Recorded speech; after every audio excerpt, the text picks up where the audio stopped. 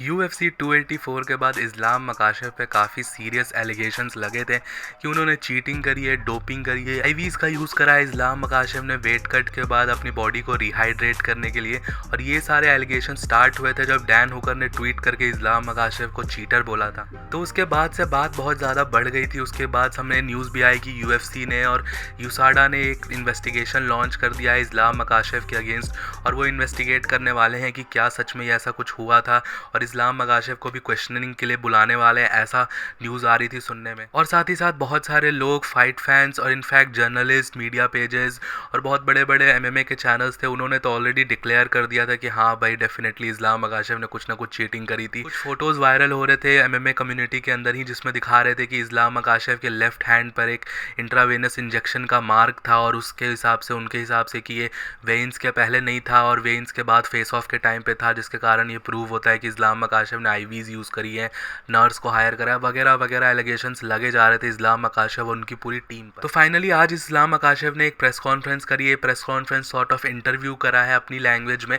और उन्होंने उसमें इंटरव्यू में बहुत सारी चीज़ें बोली है जो कि मैं आपको अभी इस वीडियो में बताऊंगा। लेकिन उससे पहले अगर तुम्हें UFC का कंटेंट हिंदी के अंदर देखना पसंद है, UFC के news update videos, analysis videos, prediction videos अगर तुम्हें हिंदी के अंदर देखना है तो जल्दी से चैनल को सब्सक्राइब कर देना, वीडियोस को लाइक भी कर देना। तो अब अपने टॉपिक पर वापस जाते हैं। तो आज के इंटरव्यू में इस्लाम मकाशफ ने सबसे इंपॉर्टेंट चीज़ जो ये बोली है कि उन्होंने ये बोला है कि उनके पर जो ये एलिगेशंस लगाए गए थे कि यूसाडा उनको इन्वेस्टिगेट कर रही है, UFC उनको इन्वेस्टिगेट कर रही है, ये सब फेक थे।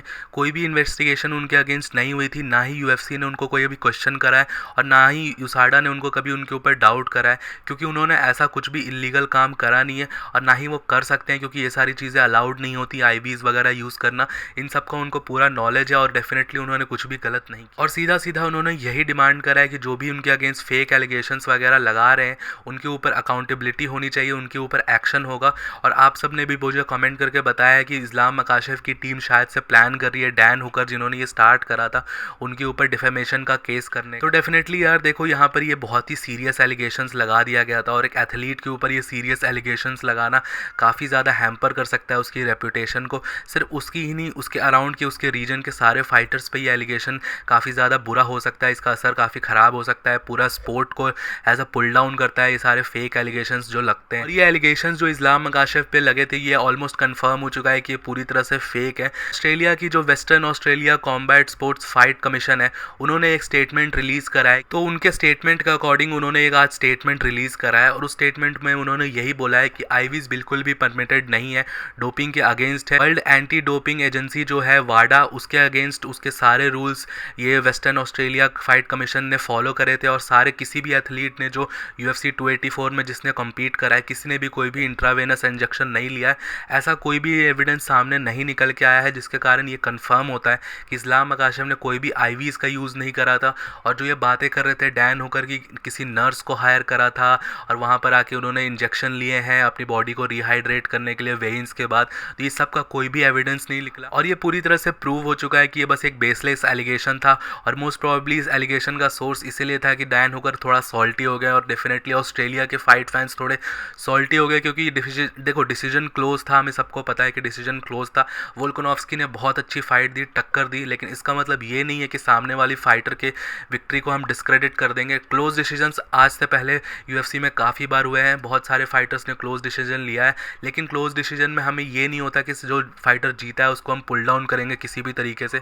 हम फाइटर को बोल सकते हैं, ये बोल सकते हैं, लेकिन उसकी इंटेग्रिटी को सीधा क्वेश्चन कर दिया गया यहाँ। पिछले एक वीक से काफ़ी ज़्यादा हेट झेलना पड़ रहा है इस्लाम मकाशफ को, और सिर्फ इस्लाम मकाशफ ही नहीं, उनकी पूरी टीम को, हबीब वगैरह सबको ये बैकलैश झेलना पड़ रहा था ऑस्ट्रेलियन फाइट फैंस की तरफ से। और ये जो फेक एलिगेशंस लग रहे थे, बहुत लोग ये कमेंट कर रहे थे कि इस्लाम मकाशफ ने चीटिंग करी, अलेक्जेंडर वोल्कानोव्स्की को बिना चीटिंग के नहीं हरा सकता था, पूरी तरीके से डिस्क्रेडिट कर दिया था इस्लाम मकाशफ की विक्ट्री को, जो कि एक बहुत ही अच्छी चीज़ नहीं है। तो यार देखिए, ऑस्ट्रेलिया की फाइट कमीशन ने तो बोल दिया कि भाई ऐसा कुछ हुआ नहीं है, कोई एविडेंस इसका है नहीं, और जो भी एलिगेशंस लग रहे हैं वो डेफिनेटली बेसलेस है इसके बाद। तो डेफिनेटली अब यहाँ पर ये चीज़ उठ के आती है सामने कि UFC अब डैन हुकर और ये जो एलिगेशंस लगाए जा रहे थे फेक इस्लाम मकाशफ के ऊपर, उसके ऊपर क्या रिएक्शन लेती है या क्या एक्शन होगा UFC का। मेरा ओपिनियन मानो तो मुझे स्टार्टिंग से पता था कि ऐसा कुछ होने वाला नहीं है।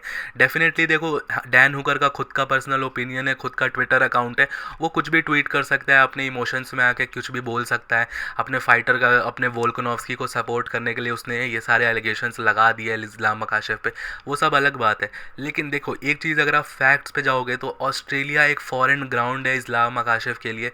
अगर उसको ये सारी चीज़ें करनी होती तो जब वो अबू धाबी में फ़ाइट कर रहा था तब क्यों नहीं करी, जब वो ऑस्ट्रेलिया यूएसए में फ़ाइट कर रहा था तब क्यों नहीं करी। ऑस्ट्रेलिया, उसको पता है कि यहाँ पे पकड़े जाने का चांसेस सबसे ज़्यादा है, सबसे ज़्यादा डर है उसको पकड़े जाने का। वेट उसने ऑलरेडी कर लिया है, तो जो वेट कट होता है वो सबसे टफ पार्ट होता है, जो ऑलरेडी उसने कर लिया। उसके बाद बस रिहाइड्रेट होने के लिए, जो कि एक बहुत बड़ा एडवांटेज भी नहीं होगा वोल्कानोव्स्की के ऊपर, तो ये करने के लिए एक छोटे सा एडवांटेज के लिए वो पूरा अपना कैरियर रिस्क नहीं डाल देगा, अपनी चैंपियनशिप रिस्क पे नहीं डाल देगा। और डेफिनेटली ये सारे जो बेसलेस एलिगेशंस लग रहे थे, इसके ऊपर कोई भी पीछे से सोर्सिंग नहीं थी, कोई बैकअप नहीं था।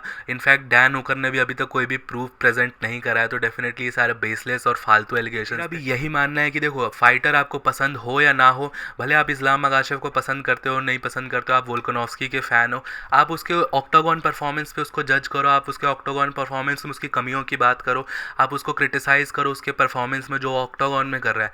लेकिन उसकी इंटेग्रिटी पे, फाइटर की इंटेग्रिटी पे, या उसको पुल डाउन करना है गलत तरीके से, उसकी रेपुटेशन हैम्पर करके, ये सब चीज़ें अच्छी नहीं होती है, बिल्कुल ही ख़राब लगती है एज अ स्पोर्ट्स में भी, और सब सुनने में भी अच्छा नहीं लगता। उस डिसीजंस को हमेशा रॉबरी बोल देना या सामने वाले बंदे ने चीटिंग करके जीता है ऐसा बोल देने से कुछ भी फ़र्क पड़ता नहीं है।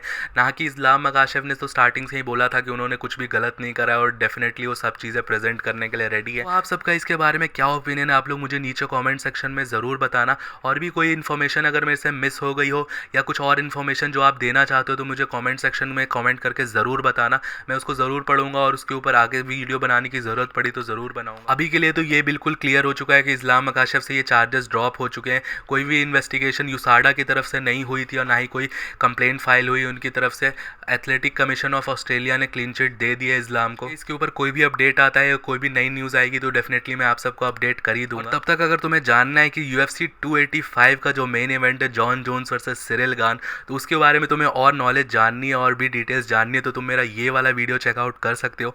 यहाँ पर मैंने एक कंप्लीट एनालिसिस कर रखा है कि क्या जॉन जोन्स टक्कर दे पाएंगे सिरिल गान को, या सिरिल गान ये फाइट को ले जाएंगे, तो ये वाला वीडियो ज़रूर से चेकआउट कर लेना। UFC का ऐसा ही कंटेंट हिंदी में देखने के लिए प्लीज़ इस चैनल को भी जल्दी से सब्सक्राइब कर देना, बेल नोटिफिकेशन भी ऑन कर देना, वीडियोस पसंद आ रही हो तो उनको लाइक भी करना। टिल देन मिलता हूँ आप सबको नेक्स्ट वीडियो में एक नए अपडेट के साथ। Bye bye.